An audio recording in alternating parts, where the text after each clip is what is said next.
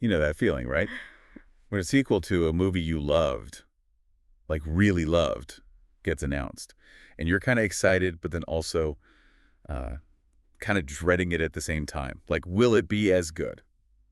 Or will it totally ruin the first one? Yeah, yeah, exactly. Well, get ready for this because today we're diving into a sequel that said screw expectations Yeah. and went in a completely different direction. We're talking Smile 2, directed by Parker Finn. You know what I think is so smart about this one? It's like, yeah, it's a sequel, but Finn really uses that format to go somewhere completely new. Like fresh territory, but with those themes you already kind of connect with, you know? Right. Okay, so Smile, the original, back in 2022. Huge horror hit. I mean, this thing got under your skin. That whole entity latching onto trauma, making people smile creepily. Yeah. And then, well, bad stuff. Lots of bad stuff. So everyone's thinking, sequel, gotta happen. But instead of just, like, more of the same. Let's be honest, a lot of horror sequels just go there, right? More jump scares, more gore. Exactly. But not this one. Finn flips the script. Big time. Yeah, and you know, the original Smile, people were really talking about how it got into your head, psychological horror, all that. Finn could have just given us more of that, but he got more ambitious with Smile 2. More ambitious how? What did he do?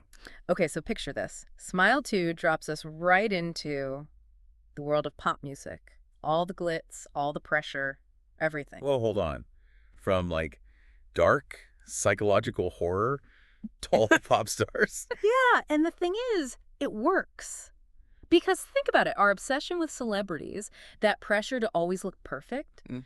it lines up with all those anxieties, all that hitty stuff that Smile was already playing with, you know? Whoa, yeah, I see what you mean. Like, behind the music, behind the fame, Hmm. there's always something else going on. And that's what Finn gets at. We actually have some clips from an interview with him where he talks about this. He actually brings up Taylor Swift. No way. Okay, gotta hear this. Right. So Finn's point is, even someone like Taylor Swift, at the top of the world, she can't be Taylor Swift, the pop star, every second of every day. Nobody can.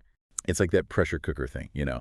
Like, Yeah. how much can you take before... Before it explodes, exactly. And that's the heart of what Smile 2 digs into. You've got this glamorous pop star life, but Finn, he weaves in this unease, this feeling that something's just not. Right, I'm already creeped out, and we're only like 5 minutes in. Yeah. And the way he does it, right, it's like he takes all that glitz, all that pop star energy, and then just, like, twists it just a little bit to make you feel thought off. It's so effective. It's like he's using those same tricks from the first Smile, but in a totally new way. Remember all those close-ups? Oh, yeah, where they'd be, like, just a little too close to the character's face. Exactly. He does that here too, but this time it's with Sky, the pop star. So you get these moments where she's like super recognizable, right? She's this huge star, but then the camera gets close and things get distorted, not off. It's like, is that really her or is it about something else? Oh, stop. See, now that's what gets me. That whole is it real or not thing. And the sound, oh my gosh, the sound design in this is incredible. Finn plays with these distorted noises, these little things you almost don't even consciously notice at first. But they get under your skin, man. Make you feel like you're going a little crazy alongside the characters. Oh, it's so good. It's like he knows exactly how to push our buttons. Mm. And you know what else I love? That little Easter egg he throws in with Yeah. the whole tour malfunction. It's totally a nod to that recent pop star controversy. Oh, 100%. I caught that too. It's like this little wink to the audience, you know? Like he's saying, yeah, I see you and I see what's going on out there in the real world. It's subtle, but so effective. Like Yeah. it just adds another layer to the whole thing.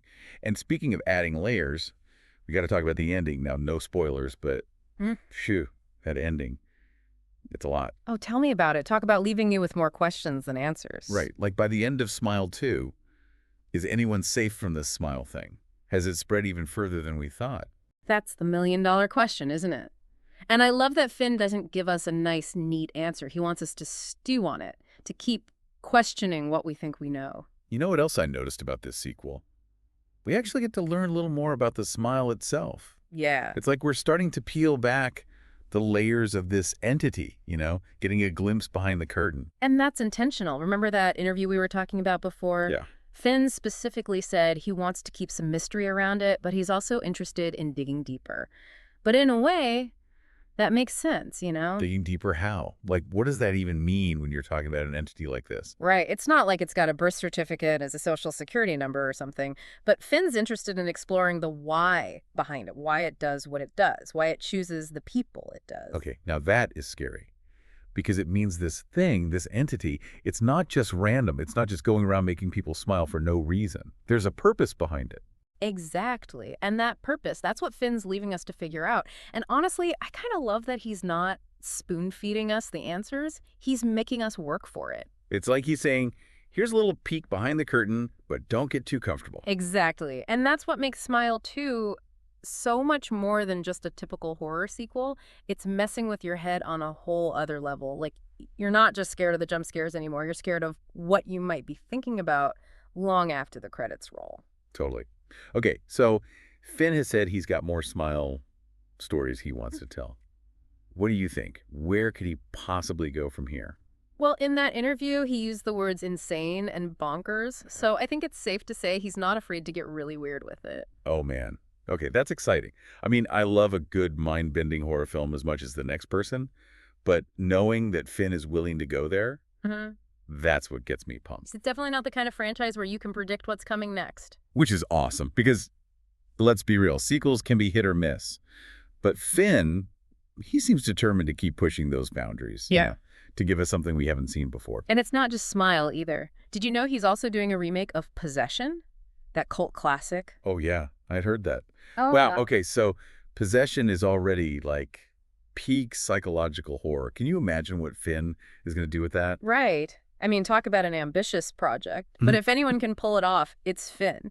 He clearly gets what makes this genre tick. He knows how to get under our skin and stay there. Okay, so we've talked a lot about Smile 2, about Parker Finn, about the future of horror. Something really But bad. what does it all mean for our I went to listeners? his That's the apartment. big question, right? What can we take away from all of this? Exactly. For me, it's a good reminder that sequels, they don't have to be lazy cash grabs. Right. They can be these opportunities for filmmakers to do something different, to take a familiar world and just completely flip it on its head. Yes. And for us, the viewers, it's a chance to embrace the unexpected, to walk into that theater or, fire up our streaming services ready for anything. And to maybe, just maybe, walk away with a smile that's a little bit off. A smile that says, I can't believe what I just watched, but I kind of loved it.